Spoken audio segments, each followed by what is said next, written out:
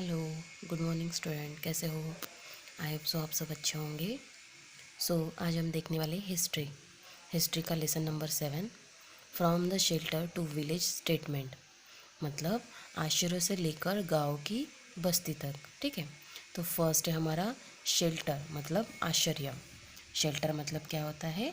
आश्रय। उसके बाद में नंबर 2 सीजनल कैंप, मतलब मौसमी शिविर, है ना। कैंप होते हैं ना कोई कोई, उसको बोलते हैं मौसमी शिविर। और नंबर 3 है हमारा विलेज सेटलमेंट, मतलब गांव की बस्तियाँ।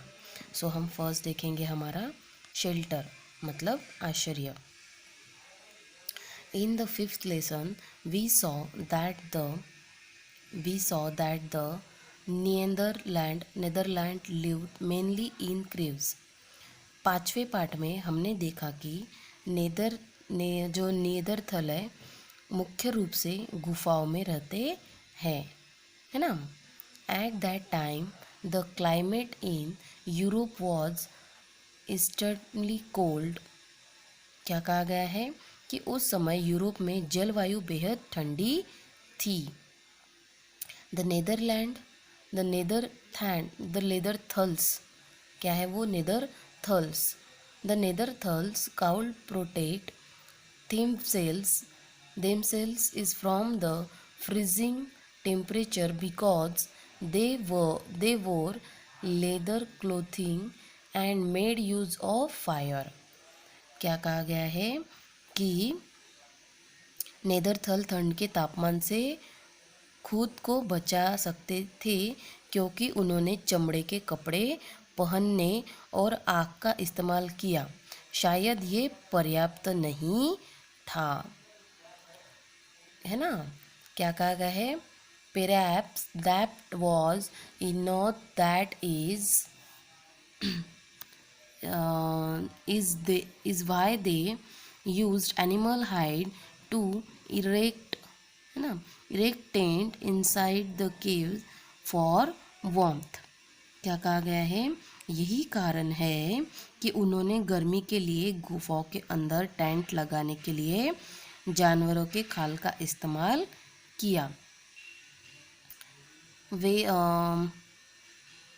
Where ever necessary they also build hunt in the open. जहाँ भी आवश्यकता हो उन्होंने खुले में शिकार का निर्माण किया। क्या कहा गया हमें इसमें कि पांचवें पाठ में हमने देखा कि नेदरथल मुख्य रूप से गुफाओं में रहते थे, है ना। उसी समय यूरोप में जलवायु बेहद ठंडी थी। जो नेदरथल के जो ठंड के तापमान से खुद को बचाने के लिए वो लोग क्या करते थे? उन्होंने चमड़े के कपड़े पहनने चालू कर दिए और आग का इस्तेमाल किया। शायद यह पर्याप्त नहीं था। यही कारण है कि उन्होंने गर्मी के लिए गुफाओं के अंदर टेंट लगाने के लिए जानवरों के खाल का इस्तेमाल किया। जहाँ भी आवश्यक हो उन्होंने खुले में शिकार का निर्माण किया है ना। ये हो गया हमारा आश्रय, मतलब शेल्टर। अब देखेंगे हम क्या है हमारा ये सीजनल कैंप। मतलब सीजनल कैंप का मतलब होता है मौसमी शिविर। सीजन मतलब पता है ना आपको? 3 सीज़न है ना हमारे, विंटर, वेदर, है ना। वैसे ही ये क्या है? सीजनल कैंप, मतलब मौसमी शिविर है। तो हम देखेंगे अभी सीजनल कैंप का। In the middle stone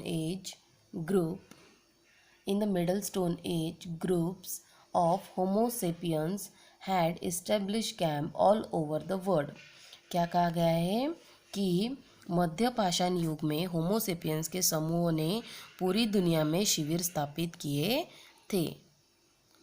at that time the climate was getting warm. क्या कहा है कि उस समय जलवायु गर्म हो रही थी। क्या हो रही थी? गर्म हो रही थी। Everywhere the environment was changing and with is the diet of homo sapiens was also undergoing change.